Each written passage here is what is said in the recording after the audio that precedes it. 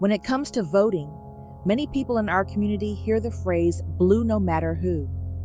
This means that no matter who the Democratic candidate is, we should always vote for them. At first glance, it might seem like a safe choice.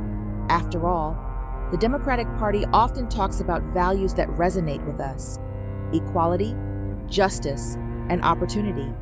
However, this approach can be dangerous for our growth as a community. The problem with blindly voting for any candidate just because they belong to the Democratic Party is that it can lead to complacency. This means that if we keep voting for them without asking questions, they may not feel the need to listen to our specific needs. They might take our votes for granted. We've seen this happen before. When politicians believe they can rely on our support without offering real solutions, they may not push for the policies that truly matter to us.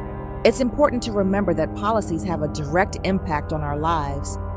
We need to focus on what those policies are, rather than just the party they come from. For instance, we should ask ourselves, what do these candidates propose to do about education in our neighborhoods? How will they tackle issues like criminal justice reform, healthcare access, and economic opportunities? These are the questions that should guide our votes. History has taught us that voting based solely on race or party affiliation can lead to disappointment. We've seen leaders come into power who do not fulfill their promises or who do not prioritize our issues. Our communities deserve better than empty promises. We must prioritize policies that will uplift us, not just a party label. It's essential to engage with the political process. We need to hold our elected officials accountable for their actions and commitments.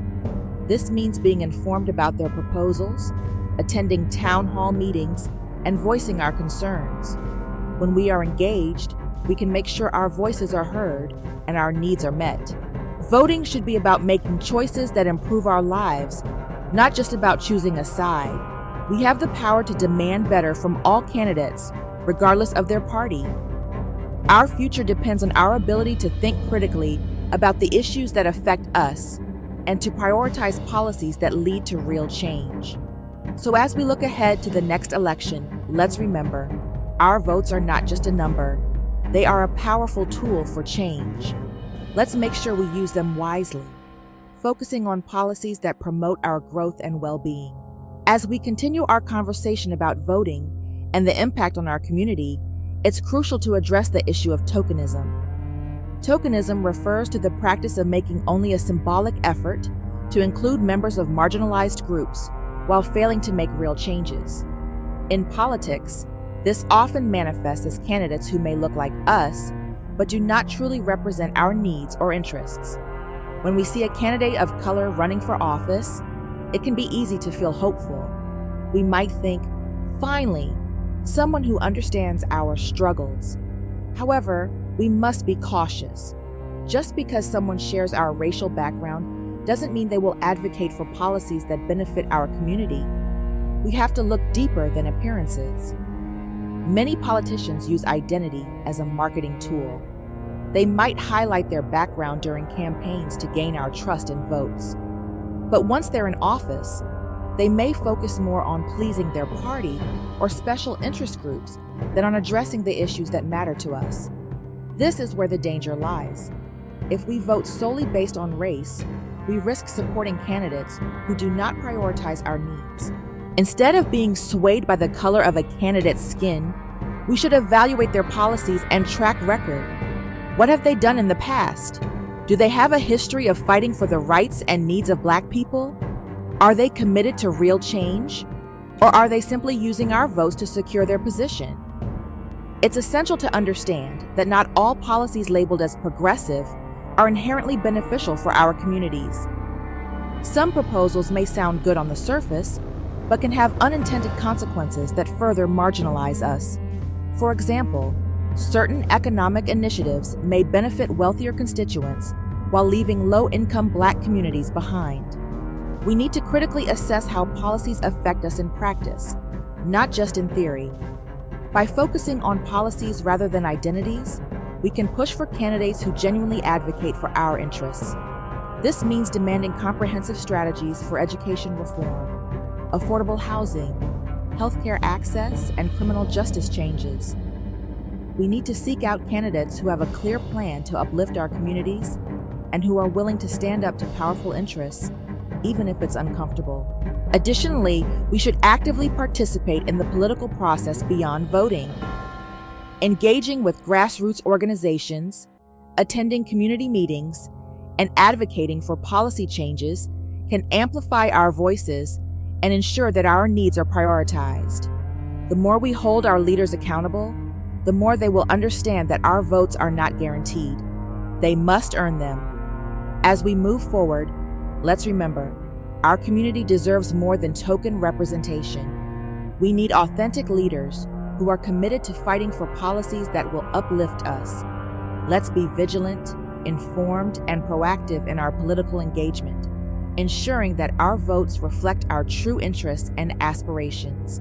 In our exploration of voting and its impact on our community, we must confront the perils of prioritizing party allegiance over substantive policy. Many people instinctively align themselves with one political party, believing that loyalty will protect our interests. However, this mentality can lead us away from the real issues that affect our lives. When we focus solely on party affiliation, we risk overlooking the specific policies that directly impact our communities. For example, a Democratic candidate may support initiatives that sound good, but fail to address the root causes of poverty, inequity, and injustice. Similarly, a Republican candidate might propose policies that, while controversial, could actually benefit our community if implemented thoughtfully. We must be willing to examine each candidate and their proposals on a case-by-case basis. Partisan loyalty can create a barrier to critical thinking. It encourages us to support candidates simply because they wear a blue or red jersey, rather than evaluating what they stand for. This can lead to the acceptance of inadequate solutions and perpetuate a cycle of disappointment. When our expectations are not met, it's often our communities that suffer the most. We have seen how party leaders sometimes prioritize political gamesmanship over genuine progress. They may be more focused on winning elections than on creating meaningful change. This is especially true when it comes to issues that disproportionately affect Black communities, such as police reform, education, and healthcare. If our votes are taken for granted, we can expect continued neglect of our concerns. Instead, we should be advocating for candidates who prioritize policy over party. This means looking for those who have a track record of fighting for justice and equity. We should ask ourselves, what specific policies are they proposing? How will those policies improve our lives? Are they willing to challenge their own party when necessary to uplift our communities? We must engage in discussions about the policies themselves rather than the parties. This means speaking up in community forums, engaging with local leaders, and holding politicians accountable for their decisions. When we center the conversation on policies, we empower ourselves to demand what we truly need. In doing so, we can build coalitions across party lines when it serves our interests. For instance, there are often shared concerns about criminal justice reform or access to quality education that transcend party divisions. By focusing on the issues that unite us, we can create a powerful movement for change. Our votes should reflect our values and our needs, not our allegiance to a party. We owe it to ourselves and our community to be informed, engaged, and unyielding in our pursuit of policies that foster growth and equality. By prioritizing policy over party, we can ensure that our political engagement leads to real, meaningful change in our lives. As we continue to explore the landscape of voting and its impact on our community, it's vital to recognize the significance of local elections.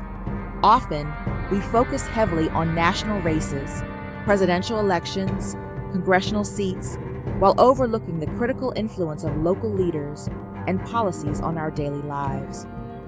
Local elections can shape our communities in profound ways, and engaging in them is essential for our growth.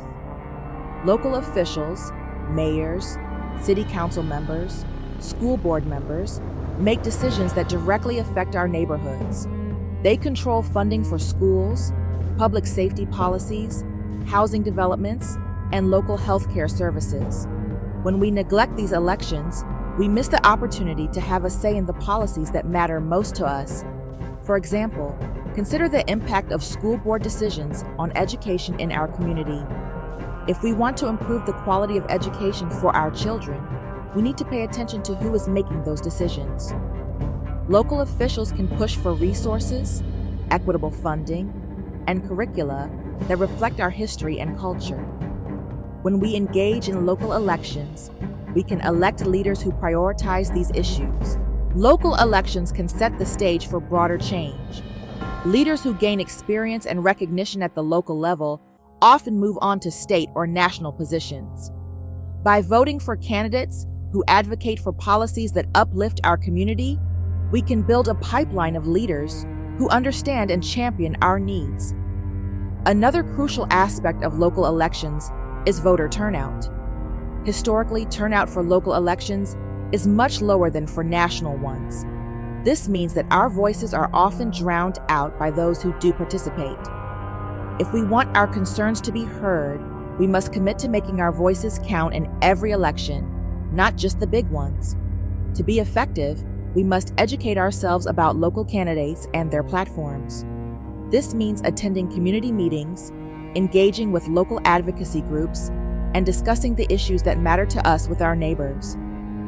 By doing so, we can create a well-informed electorate that holds local leaders accountable. We should encourage our families and friends to participate in local elections. Every vote matters, and grassroots movements can create significant change. When more people in our community are engaged, we can amplify our demands for better policies and services. Local elections are an opportunity for us to shape our communities actively. By voting for leaders who prioritize our needs and advocate for policies that promote equity and justice, we can create a foundation for lasting change. Let's not underestimate the power of our local vote. It's a vital part of the fight for our future. As we delve deeper into the voting conversation, we must confront a harsh reality. Voter suppression remains a significant barrier to our participation in the democratic process. While many of us recognize the importance of voting, we must also understand the systemic obstacles that have been put in place to silence our voices. Acknowledging and combating these tactics is essential for our community's growth. Voter suppression takes many forms.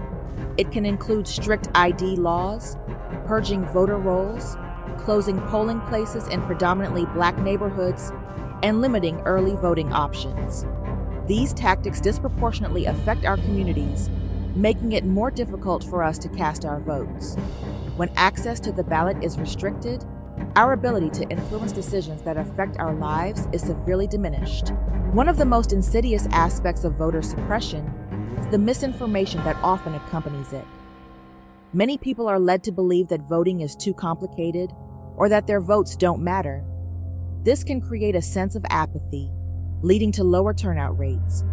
We must combat this misinformation by sharing accurate information about the voting process, including how to register, where to vote, and what to expect on Election Day. Education plays a crucial role in overcoming voter suppression. We need to equip ourselves and our communities with knowledge about our rights as voters. Organizations and community groups can provide resources to help individuals understand their rights, challenge unjust practices, and ensure their voices are heard. When we are informed, we are empowered. We should advocate for policies that expand access to voting. This includes supporting measures like automatic voter registration, same-day registration, and expanding early voting hours. By pushing for these changes, we can create a more inclusive electoral process that ensures everyone has a fair chance to participate. It's also vital to recognize the role of community organizing in fighting voter suppression. Grassroots movements can mobilize individuals to take action, whether that means registering voters, organizing transportation to polling places, or providing information about the electoral process. When we come together as a community, we can create a powerful force for change. We need to hold our elected officials accountable for their stance on voting rights. This means demanding that they advocate for legislation that protects and expands our right to vote. If a candidate does not prioritize voter access, we must question their commitment to our community. In our fight against voter suppression, let's remember that every vote counts. We have the power to shape our future by participating in the electoral process. By staying informed, educating others, and advocating for our rights, we can break down the barriers that seek to silence us. As we move forward, let's commit to ensuring that our voices are heard loud and clear. Together, we can overcome the challenges of voter suppression and work towards a more equitable and just society. As we reach the final part of our discussion about voting and its significance for our community, it's crucial to focus on building a vision for the future. Understanding the importance of our votes, the impact of policies, and the fight against voter suppression is only part of the journey. Now, we must think about what we want to achieve and how we can work together to create a better tomorrow. Our vision should be rooted in the needs and aspirations of our community. We deserve policies that address the systemic inequalities we face, such as access to quality education, affordable health care, economic opportunities, and criminal justice reform. Instead of settling for superficial solutions, we should demand comprehensive, long-term strategies that truly uplift our community. To build this vision, we need to engage in open conversations within our neighborhoods.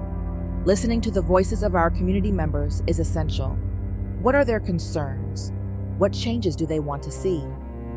By gathering these perspectives, we can create a collective agenda that reflects our shared values and goals. We must cultivate leadership within our community. This means empowering individuals to take on roles in local government, advocacy organizations, and community groups. We need leaders who are committed to our cause and who will fight for policies that align with our vision. Investing in leadership development ensures that our community has a strong voice in shaping the future. Collaboration is also key to our success. We should seek partnerships with organizations that align with our goals, whether they are focused on social justice, economic empowerment, or education. By working together, we can amplify our impact and create a broader movement for change.